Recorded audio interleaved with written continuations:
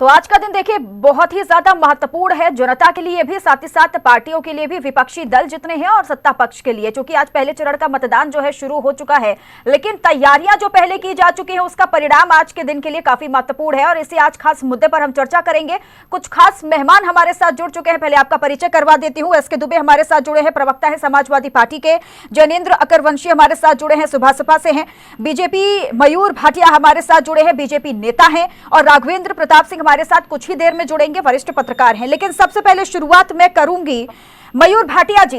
BJP की तैयारियां तो देखिए बहुत जोर शोर से थी, लेकिन आज का पहले चरण का मतदान है, बीजेपी अपने आप को कहां पर देख रही है? देखिए, भारतीय जनता पार्टी ने तैयारी, और भारतीय जनता पार्टी की तैयारी को करने की जरूरत इसलिए नहीं पड़ती क्योंकि भारतीय जनता पार्टी का कार्यकर्ता 24 घंटे चुनावी मोड में रहता है। हाँ। और मैं एक बात बता दूं, जो वोटिंग परसेंटेज है अभी के कुछ समय में, आखिरी 2 घंटे में अभी काफी गति से बढ़ेगा। और भारतीय जनता पार्टी इस नगर निकाय चुनाव में अपनी नीतियों के लिए, अपनी विशेषताओं के तौर पे जो अच्छे कार्य किए गए हैं उसको लेके जनता के सामने आई है। वह किसी सपा या बसपा की तरह या कांग्रेस की तरह किसी अतीक अहमद के चेहरे के ऊपर वोट मांगने नहीं आई है। वह मांगने आई है तो अपनी नीतियों की वजह से मांगने आई है, अपनी जो कार्यशैली है उसके ऊपर वोट मांगने आई है। और मैं संपूर्ण विश्वास के साथ कह सकता हूं कि नगर निकाय चुनाव उत्तर प्रदेश में भारतीय जनता पार्टी के हक में बहुत सुंदर तरीके से परिणाम आए। ठीक है, लेकिन विपक्ष जो लगातार तैयारी कर रहा है उससे थोड़ा भय नहीं लगता क्या बीजेपी को? क्या देखिए, विपक्ष क्या तैयारी कर रहा है बहन जी? विपक्ष क्या तैयारी कर रहा है? विपक्ष पहले गुंडों के बेस पे था, आज उत्तर प्रदेश में योगी जी के राज में आज गुंडा मुक्त शासन है, इसको पब्लिक अच्छी तरह समझता है।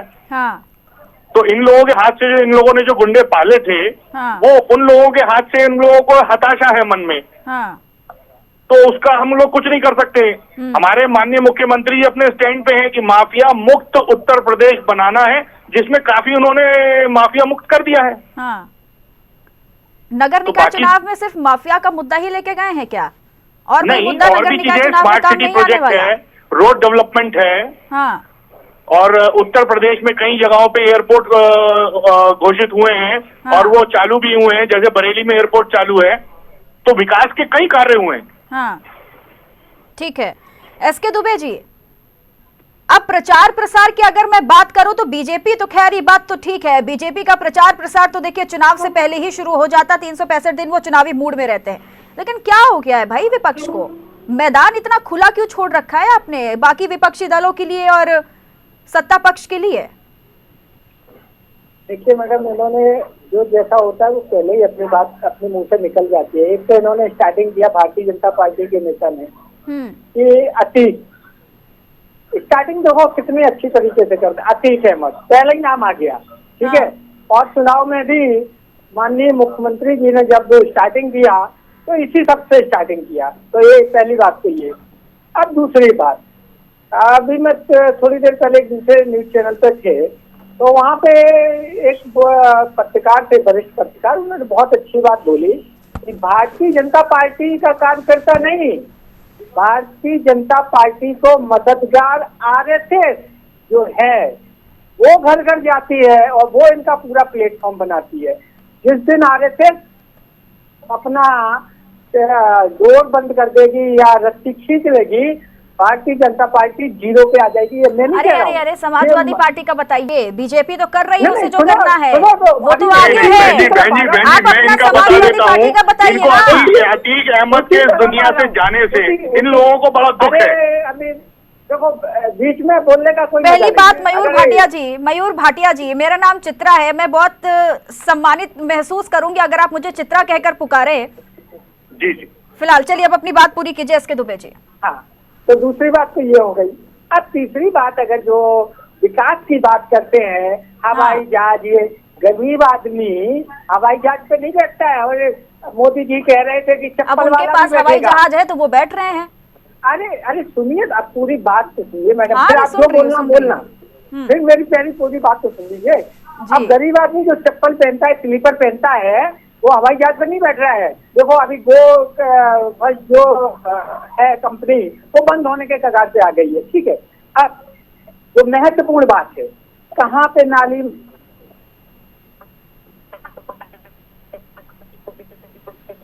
अरे दुबे जी की आवाज नहीं आ रही भाई। चलिए, कनेक्शन में कुछ दिक्कत है, दुबे जी मैं लौटूंगी आपके पास, आपकी आवाज क्लियर नहीं आ रही है। लेकिन उससे पहले जैनेंद्र अकरवंशी जी, अब सुभासपा का क्या स्टैंड है निकाय चुनाव को लेकर के? तैयारी तो पूरी है, लेकिन आज देखिए पहले चरण का मतदान है, कहाँ देख रही है सुभासपा खुद को? चित्रा बहन, सबसे पहले मैं नाम का उच्चारण सही कर दूं, अर्कवंशी नाम है, जैनेंद्र। माफी चाहूंगी। जी जी। चित्रा बहन, देखिए हमारी जो पार्टी है वो नगर निकाय चुनाव के जो मुद्दे होने चाहिए उनको लेके चुनावों के बीच में गई थी। बाकी कोई भी पार्टी नगर निकाय चुनाव के जो मुद्दे होते हैं उनको लेके नहीं गई है। जैसे कि नालियां हैं जो लबलबा रही हैं, खड़ंजे हैं, टूटे फूटे हैं, शहर के अंदर की सड़कें, मैं नेशनल हाईवे, स्टेट हाईवे की बात नहीं कर रहा हूँ, शहर के अंदर की सड़कें गड्ढा मुक्त नहीं हुई हैं अभी भी। 6 साल हो गए सत्ताधारी दल को और गड्ढे पड़े हुए हैं। अभी आपने देखा होगा माननीय मेनका गांधी जी अपने चुनाव दौरे पे गई हुई थी, वहां पर सड़क गायब थी। पहली चीज, सड़क गायब थी। 2 दिन से बारिश इसी वजह से हो रही थी जिससे कि चुनाव में जाने वाला मतदाता है वो देख ले कि बारिश के बाद क्या हाल होता है। मेनका गांधी जी बारिश के बाद पानी की जल भराव जो समस्या उत्पन्न हुई वहीं फिसल के गिर पड़ी। तो ये हालत है कि बारिश 2 दिन की हल्की फुल्की बूंदाबांदी और बारिश में चाहे कोई सा भी शहर आप उठा लीजिए उत्तर प्रदेश का, चारों तरफ जल भराव की समस्या उत्पन्न हो गई। आप देखिए स्कूल जो नगर निगम के हैं या स्कूल अस्पताल हैं जो नगर निगम के, उनकी हालत जर्जर अवस्था में है। सड़कों पे जो स्ट्रीट लाइट लगी रहती है उनके बल्ब गायब है या बल्ब फ्यूज है। आप इसके अलावा देख सकती हैं कि जो नगर के अंदर छुट्टा जानवर है उनकी समस्या तो है ही। पिछले 2-3 साल से कुत्ते और बंदरों का आतंक इतना बढ़ गया है कि अब तो न्यूज में बताना पड़ता है कि फलां जगह पे उत्तर प्रदेश में कुत्तों ने बच्चे को नोच के मार दिया, कुत्तों ने हमला कर दिया, बंदरों ने घेर के हमला कर दिया। कुत्ते और बंदरों का आतंक। अब नगर निगम के अंदर, नगर परिषदों के अंदर, नगर पालिकाओं के अंदर आपने देखा होगा कि जो सफाई कर्मी हैं वो संविदा पे रखे हुए हैं, उनकी तनख्वाह भी नहीं बढ़ाई जा रही है पिछले कई सालों से, और ना उनको परमानेंट किया जा रहा है। आखिर इतने समय से वो वहाँ काम कर रहे हैं, आप उनको या तो परमानेंट करिए या जो जीवन यापन के लिए एक निश्चित राशि होती है, मिनिमम राशि होती है, उससे ज्यादा थोड़ा दीजिए। लेकिन ऐसा नहीं हो पा रहा है। इसके अलावा साप्ताहिक बाजार, मैं एक और चीज चित्रा बहन, एक और बहुत बड़ी समस्या है। साप्ताहिक बाजार जहाँ भी लगता है वहाँ पे व्यापारियों को और वहाँ रहने वाले लोगों को बहुत असुविधा होती है। तो जैनेंद्र जी, आपकी भी पार्टी एक बड़ी पार्टी है, ऐसा नहीं है क्या? ये सारे मुद्दे आपने गिनाए हैं, तो क्या इन मुद्दों को लेकर के आप जनता के पास गए? बिल्कुल, हमारे भाजपा ने चाहे एक बार इन मुद्दों को लेकर नहीं गई है, लेकिन आपको याद होगा कि हमने पिछले साल से ही चुनावों की तैयारी, नगर निकाय के चुनावों की तैयारी शुरू कर दी थी। हमने पहले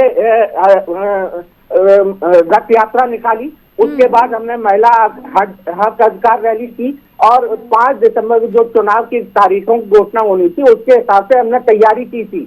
और उसके बाद हमें जो अतिरिक्त समय मिला उसमें हमने 5 मंडलों में महिला अधिकार रैली के द्वारा महिलाओं को भी शराबबंदी के प्रति जागरूक किया। शराबबंदी तो मतलब राज्य सरकार का विषय है, लेकिन हम ये कह रहे हैं कि कॉलोनियों के अंदर जहाँ पे शराब की दुकानें जगह जगह बनाई जा रही हैं उनको हम कम से कम कॉलोनियों से दूर करने की कोशिश करेंगे। ये मुद्दे हमने उठाए और महिलाओं ने समर्थन भी किया। इसके अलावा बाकी जितने भी नाली, सड़कें, पार्क, लाइट, जितने भी मुद्दे, सारे मुद्दों को लेके गए।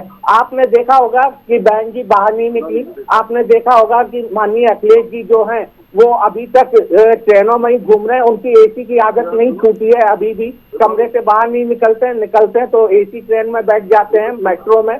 और आपने देखा होगा आपके रहते आप ही नहीं समझा पाए तो अब क्या ही है? सुभासपा के रहते समाजवादी पार्टी को नहीं समझा पाए तो अब क्या? सुरक्षा व्यवस्था की बात करती है नगर निकाय के चुनावों में, जबकि इनकी 3 इंजन की सरकार चल रही है। 16 निकायों में से 14 में इनके प्रतिनिधि है। ठीक है, मैं लौटूंगी, लेकिन राघवेंद्र प्रताप सिंह भी हमारे साथ जुड़े हुए हैं फोन लाइन पर, वरिष्ठ पत्रकार हैं। राघवेंद्र जी, अब इस बार निकाय चुनाव में अगर हम देखें, लोगों के बीच में बहुत ज्यादा उत्साह है, लेकिन क्या देख पा रहे हैं आप, क्या माहौल है इस बार के निकाय चुनाव में और कितना बदलाव नजर आएगा इस बार? चित्रा जी, वैसे तो कोई भी चुनाव अपने लोकल मुद्दों पे होते हैं, लेकिन इस बार का चुनाव अगर देखा जाए तो इन लोकल बॉडीज में भी अब लॉ एंड ऑर्डर एक बहुत बड़ा मुद्दा बनता हुआ दिखाई दे रहा है। और भारतीय जनता पार्टी ने एक नारा दिया ट्रिपल इंजन की सरकार, जनता के बीच में काफी अपीलिंग वो भी नजर आ रही है। लेकिन अगर सच्चाई में देखा जाए तो देखिए, चुनाव लोकल मुद्दों पे ही होने चाहिए। अगर निगमों में चुनाव है तो सफाई है कि नहीं है, खड़ंजा है कि नहीं है, स्ट्रीट लाइट की व्यवस्था सही है कि नहीं है, आवारा कुत्तों से, आवारा जानवरों से जनता को वास्तव में सुरक्षा मिली है कि नहीं मिली है, या जो भी मूलभूत सुविधाएं हैं, नाली, खड़ंजा, सड़क, स्ट्रीट लाइट, ये मूलभूत सुविधाएं जनता जनार्दन को मिल रही है कि नहीं मिल रही है। जनता जनार्दन को इस पर जरूर ध्यान देना चाहिए जी। लेकिन प्रायः ऐसा देखा गया है कि इन चुनावों में भारतीय जनता पार्टी, जो कि शहरों की पार्टी जानी जाती है, और ज्यादा से ज्यादा वोट बटोर कर हमेशा सत्ता में रही है। अगर पिछली बार देख लिया जाए तो 16 में 14 थे, इस बार 17 है, शाहजहांपुर एक बढ़ा हुआ है। अब सर्वाधिक सीटों पे जब भारतीय जनता पार्टी पहले से ही कब्जा में है तो उसके लिए चुनौती तो यही है कि वो उन सीटों को बचाए। लेकिन विपक्ष की बात की जाए तो विपक्ष उस तरह से मुद्दों को उठाने में सफल नहीं दिखता है। यही तो बहुत बड़ा सवाल है कि विपक्ष जब चुनाव नजदीक आते हैं तो विपक्ष को क्या हो जाता है, मैदान इतना खाली क्यों छोड़ दिया जाता है। फिलहाल हमारे साथ मयूर भाटिया भी जुड़े हुए हैं। मयूर जी, अब कहा तो ये भी जा रहा है कि भाई प्रत्याशी नहीं बचे क्या बीजेपी के पास, जो इधर उधर प्रत्याशी उधार लिए जा रहे हैं बीजेपी की तरफ से? देखिए, ऐसा है, भारतीय जनता पार्टी की तरफ से कोई प्रत्याशी उधार नहीं लिया जा रहा है जी। एक विचारधारा का एक मेन काम है। जो विचारधारा है, अगर कोई हमारी विचारधारा से सहमत है तो हमारी पार्टी में उसका वेलकम है। अगर कोई विकास की विचारधारा का आदमी है और हमारी विकास की विचारधारा है तो उसमें उसका स्वागत है। ये तो देखने की बात है कि जब ये अपने पार्टी के कार्यकर्ताओं को एकजुट होकर नहीं रख पा रहे, इन्हीं के पार्टी के कार्यकर्ता, अलग अलग पार्टियों के कार्यकर्ता अपने ही मुखियों से सेटिस्फाई नहीं है, उनकी वर्किंग से सेटिस्फाई नहीं है, तो इसमें भारतीय जनता पार्टी क्या करेगी? भारतीय जनता पार्टी तो अपना विकास कर रही है। मुझे एक बात बता दीजिए, अभी भाई साहब एयरपोर्ट की बात कर रहे थे, मेरा एक सवाल है, क्या गरीब जनता सड़क पे नहीं चलती है? क्या सड़क एक आदमी की होती है, 10 आदमियों की नहीं होती है? क्या उस पर सभी पार्टियों के लोग नहीं चलते? तो क्या रोड गड्ढा मुक्त नहीं हुई क्या? देखिए, ये सब लोगों का, इनका सिर्फ हताशा है जो वो नॉर्मल तौर पे वो दिखाई देती है। और ये मैं भरपूर जिम्मेदारी के साथ कह सकता हूं, भारतीय जनता पार्टी नगर निकाय चुनाव में अपने संपूर्ण बहुमत से विजय दिलाई। ठीक है, जनेंद्र जी कुछ कहना चाहते हैं? जी बोलिए अपनी बात।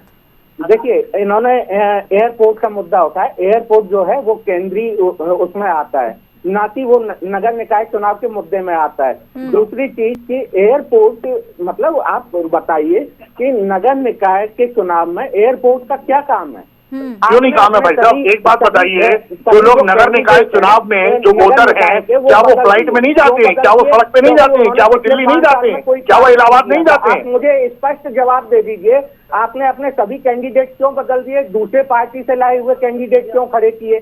आपके प्रदेश स्तर के नेता, देखिए, जो आप जिस भाषा का आप इस्तेमाल कर रहे हैं, आप कह रहे हैं खरीद लिए। भारतीय जनता पार्टी में ना तो कोई कैंडिडेट बिकता है ना खरीदा जाता है, ये आप लोगों की प्रथा है। आप लोग उसी जुबानी में आज की बात कर रहे हैं, तो इसमें भारतीय जनता पार्टी की गलती थोड़ी है। हम तो आज ही करें जो हमारी विचारधारा से सहमत है, हमारी पार्टी में। मैं कस्बे और मोहल्ले की बात कर लेती हूँ। मयूर भाटिया जी, आपसे मेरा एक ये सवाल है कि बहुत ज्यादा सालों से अगर देखा जाए, वक्त हो गया है, नगर निगम, पंचायत, पालिका में देखिए यहाँ पर है बीजेपी आप ही है, लेकिन दिक्कत वही सेम क्यों है? इसका जवाब है, कस्बे मोहल्ले में अगर चले भी जाए तो वही अतिक्रमण, भ्रष्टाचार और कूड़ा, साफ सफाई, यही मुद्दे क्यों रहते हैं? कस्बे मोहल्लों में अगर आप गांव में जाएंगे, काफी गांव में सड़कें, काफी गांव में ड्रेनेज सिस्टम, काफी जगहों पे स्कूल, बहुत अच्छे लेवल पे निर्माण किया गया है उसका। लेकिन हाँ, अगर आप ये कहते हैं कि अभी 100% वर्क नहीं हुआ है, मैंने आपके चैनल के माध्यम से पहले भी ये बोला था कि भारतीय जनता पार्टी की सरकार काफी काम किया है, काफी काम होना अभी अंडर प्रोसेस है। इतने सालों से हैं आप, अभी कितना वक्त लेंगे आप? कोई ज्यादा वक्त नहीं है। देखिए, ये गवर्नमेंट का प्रोसेस है। काफी नीतियां ऑन दी पेपर हो चुकी हैं, काफी नीतियों का बजट जा चुका है, काफी नीतियां ग्राउंड लेवल पे काम हो चुका है। तो ये तो अंडर प्रोसेस, ये तो चलता रहेगा। जो विकास का कार्य कोई नहीं रुकेगा। ठीक है दुबे जी, अब जरा ये बताइए कि बीजेपी का प्रचार प्रसार रहा, सवाल देखिए मेरा आपसे वही है, पार्टी के टॉप लीडरशिप नजर क्यों नहीं आए भाई? क्या मेट्रो में प्रचार प्रसार करने से आपको लगता है कि आप जनता के मुद्दों को उठा पाएंगे और जनता को प्रभावित कर पाएंगे? ये प्रचार प्रसार करने का तरीका आप सोच के अपने हिसाब से बताइए, जो आपके लिए सही हो, लक्ष्मण रेखा पार ना करनी पड़े, वैसा जवाब आप दे दीजिए कि टॉप लीडरशिप क्यों नहीं नजर आए भाई? या फिर कॉन्फिडेंस नहीं है, या फिर आप जानते हैं कि माहौल एक पक्ष का ही है, इसलिए समाजवादी पार्टी ने खुद को पीछे खींच रखा है? इस तरह जी लगता है कि आप इस समय थोड़ा दुनिया की जगत से दूर है लगता है। आपको दिखाई नहीं दे। मेरे को तो बड़ा अच्छा है, अगर ये बात बीजेपी बोलती तो मैं समझ लेता, लेकिन अगर कोई पत्रकार ऐसा बोले तो बड़ा आश्चर्य होगा, क्योंकि मेरे राष्ट्रीय अध्यक्ष तक भी इस समय पत्रकार सवाल करे तो गलत, विपक्ष सवाल कर सकता है, सत्ता पक्ष सवाल कर सकता है, लेकिन पत्रकार सवाल कर दे तो भाई गलत हो गया। नहीं सवाल ना, अरे दुबे जी रहने दीजिए। दिख रही है उस पे सवाल हो जाए, वो ताज्जुब होता है कि आप समाचार आ रहे हैं, सब कोई देख रहा है कि मेरे राष्ट्रीय अध्यक्ष जी सभाएं कर रहे हैं। अगर वो मेट्रो में गए तो ये चीज आपको याद रही, लेकिन वो उन्होंने दूसरी जगह, चाहे गोरखपुर हो चाहे पश्चिम में हो, वहां जाके सभाएं की, वो आपको याद नहीं रहा। ये क्या था?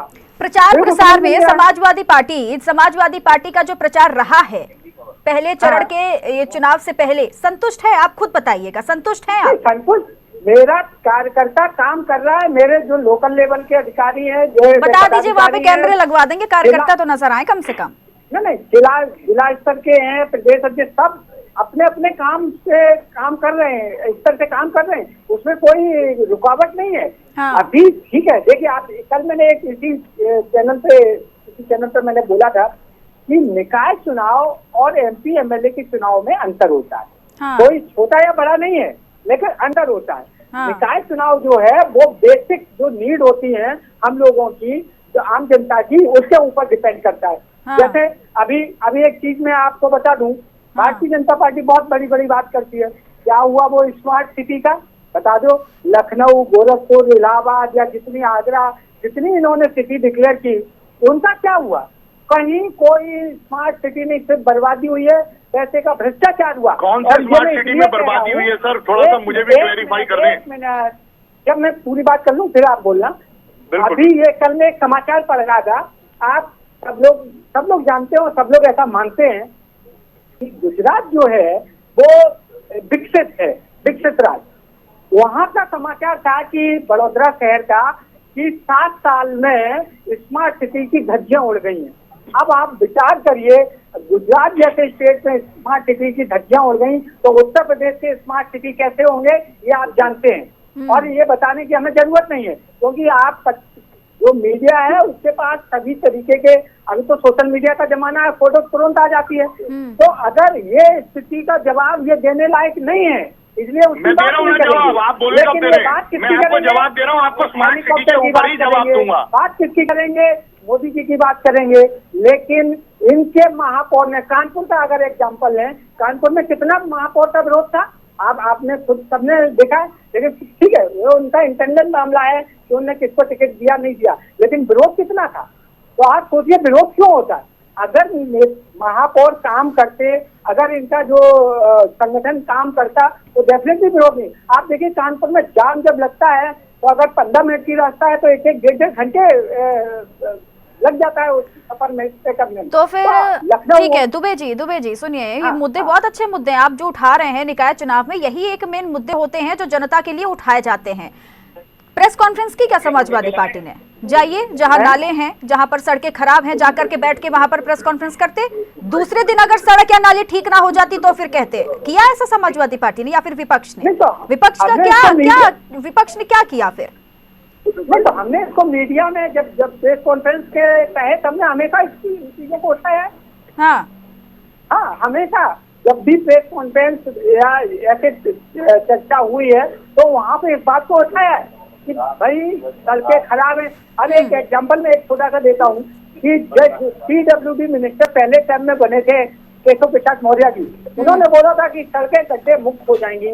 बेचारे केशव प्रसाद जी तो चले गए, लेकिन सड़कें आज वैसी की वैसी है। अब अंदाजा लगाइए, नए PWD मंत्री आए, उनका तो आपने कारनामा देखा था कि भ्रष्टाचार की पोलें वहीं से चालू हो गई थी स्टार्टिंग में, तब माननीय मुख्यमंत्री जी को इंटरव्यू करना पड़ा। खैर ये उनका इंटरनल मामला, लेकिन कहीं ना कहीं जनता का पैसा बर्बाद होता है।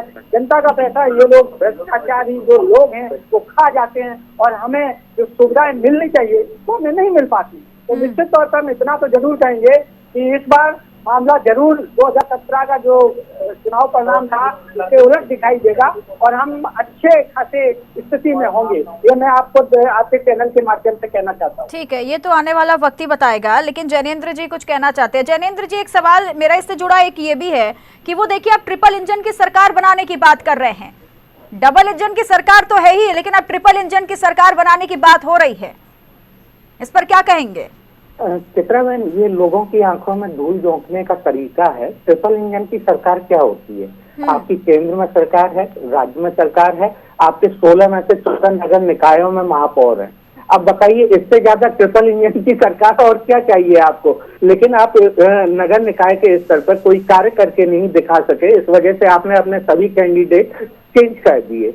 दूसरी चीज मैं बताना चाहूंगा, नगर विकास मंत्रालय जो है तो उसने अपना केवल 40% पैसा यूज किया था पिछले साल, जो उसे आवंटित हुआ था। 60% पैसा वापस कर दिया। ऐसे ही PWD विभाग ने भी आधे से ज्यादा पैसा वापस कर दिया। आप बताइए कि जो पैसा योजनाओं के लिए आवंटित होता है, सड़कों खड़ंजों के लिए, नालियों के लिए, वो पैसा तो वापस चला जा रहा है। तो आप विकास कैसे कर रहे थे? मुझे तो ये समझ में नहीं आता है। ये समझा दे कि बिना पैसों के नाली खड़ंजे या सीवर या लाइट, स्ट्रीट लाइट या पार्क कैसे सुधारे जा सकते हैं, मुझे ये समझा दीजिए। तो ये केवल जनता की आंखों में धूल झोंकने का तरीका है।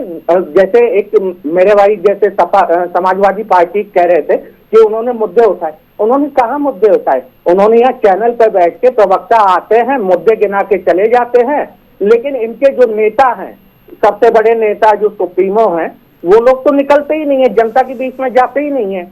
हमारे नेता माननीय ओम प्रकाश राजभर जी एक एक जगह गांव में, शहरों के अंदर नुक्कड़ सभाएं कर रहे हैं, छोटी छोटी सभाएं कर रहे हैं। एक दिन में 10-10 सभाएं की जा रही हैं। अगर ना यकीन हो, आप अभी प्रोग्राम के बाद देखिएगा, ट्विटर उठा के हर सभा की जानकारी उसी समय दी जा रही है कि यहाँ पे सभाएं चल रही हैं।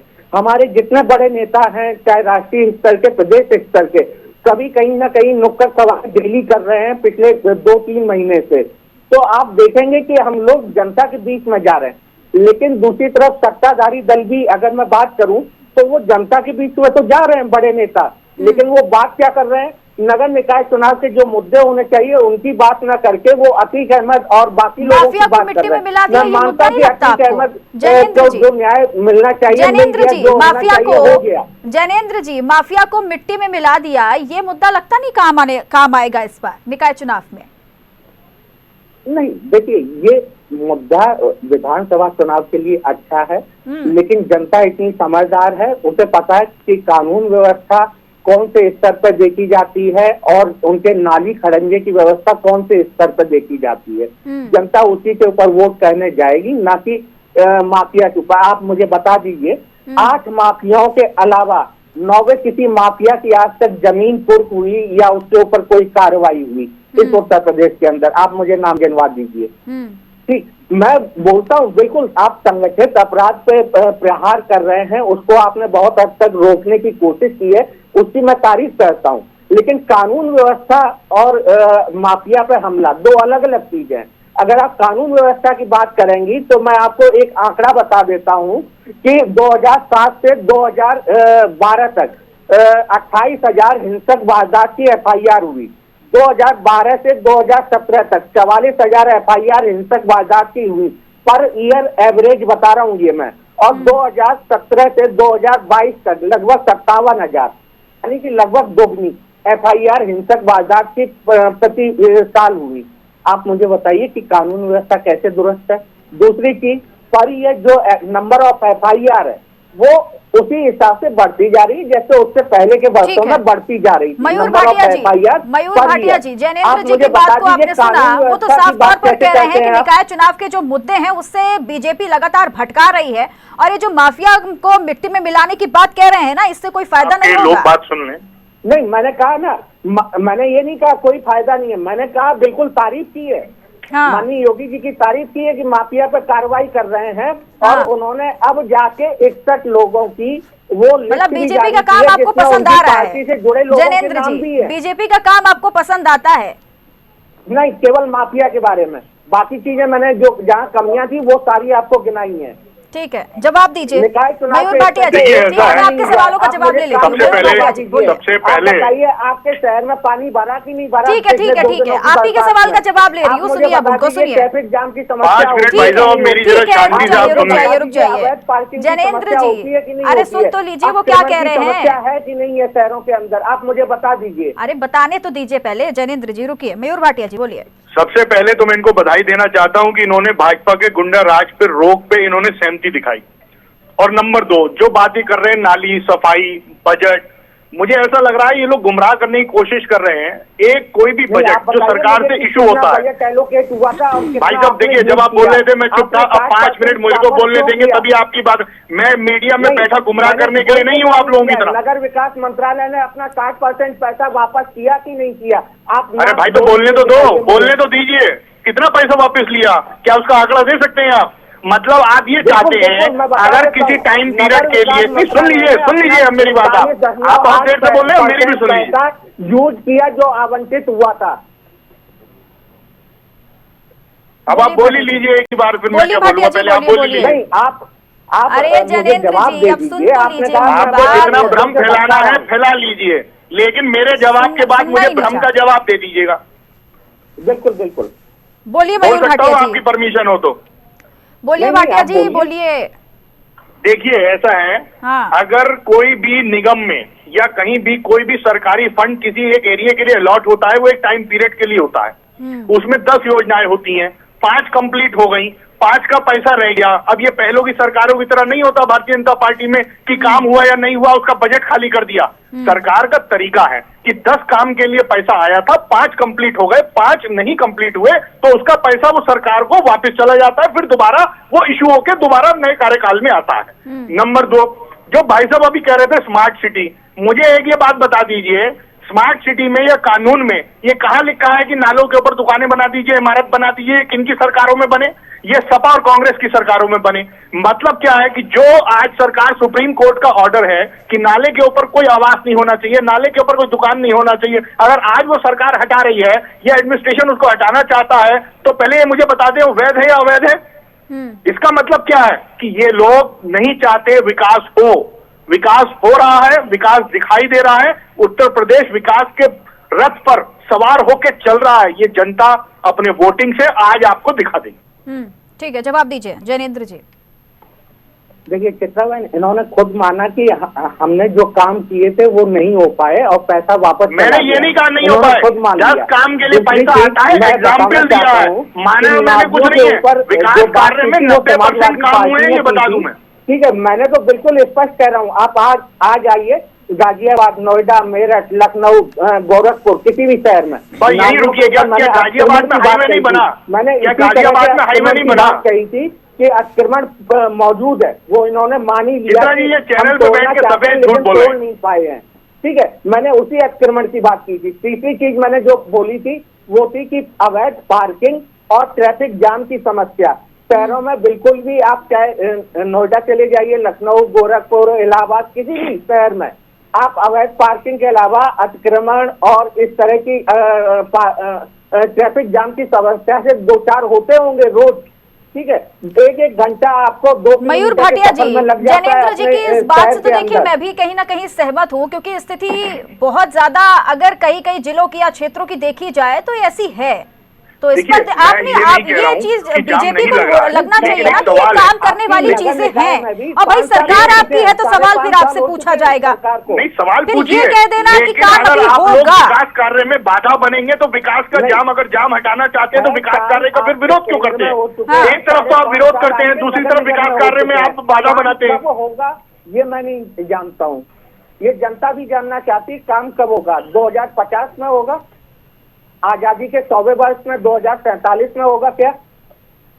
मुझे इतनी बात बता दीजिए, पिछले 70 सालों में सन 1947 से जब से देश आजाद हुआ, चलिए ऐसे आ जाइए, पार्टीशन के बाद से तब से कितना कार्य हुआ अदर पार्टियों ने करा as comparison Bharatiya Janata party?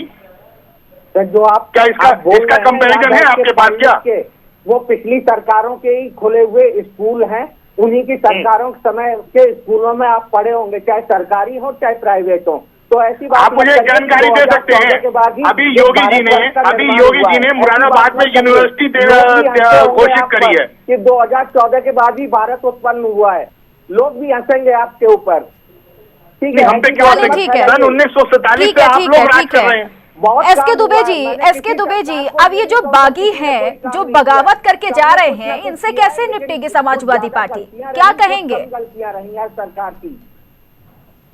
Samajwadi party से जो बागी हैं, जो बगावतें हो रही हैं, इस पर क्या कहेंगे आप? कैसे निपटेंगे इससे? जब भी चुनाव आता है, हाँ। तो हर कार्यकर्ता, ये हर नेता पदाधिकारी ये चाहता है कि उसको टिकट मिले, उसको नहीं तो उसके बच्चे को टिकट मिले, उसके घर में किसी को टिकट, हर कोई चाहता है, इसमें कोई बड़ी बात नहीं। और हर पार्टी में ऐसा अकेला बात नहीं है कि मेरी ही पार्टी में ऐसा है।